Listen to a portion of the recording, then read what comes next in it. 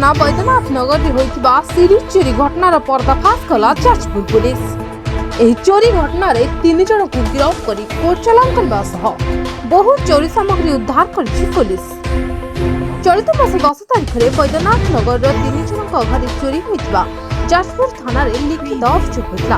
अभियोग को भित्ति करी जाजपुर एसपी निर्देश क्रमे जाजपुर थाना अधिकारी शरद चंद्र पात्र एक स्वतंत्र टीम गठन करी केन्द्रापड़ा जिल्लार 2 जन एवं जाजपुर अकरपड़ा ग्रामर जड़े अभियुक्त को गिरफ्त करी कोर्ट चालान करछि।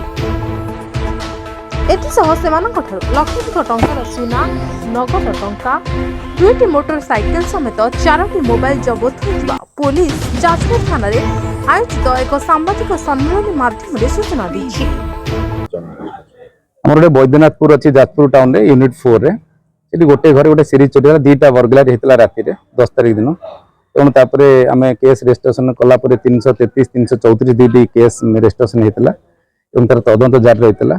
एसपी जाजपुर निर्देश क्रमे गोटे टीम टी जार लीड करते एसआई एमडी सूरज से करी आमर केन्द्रापड़ा आली अंचल जन को जन को पट्टामुंडी अंचल और आमर जाजपुर टाउन अकरपड़ा जन को 3 जन को गिरफ्त करते 4टी मोबाइल 2टी मोटरसाइकेल और जोटा झरका ताड़ती जोटा राति से आसी से जो शाबल ताकू जबत करने सहित जो चोरी जाइथिला सुना सामग्री सांखी सुना चेन कान फुल मुदी ये सब पाखर जबत कराई 3 जन को गिरफ्त कराई।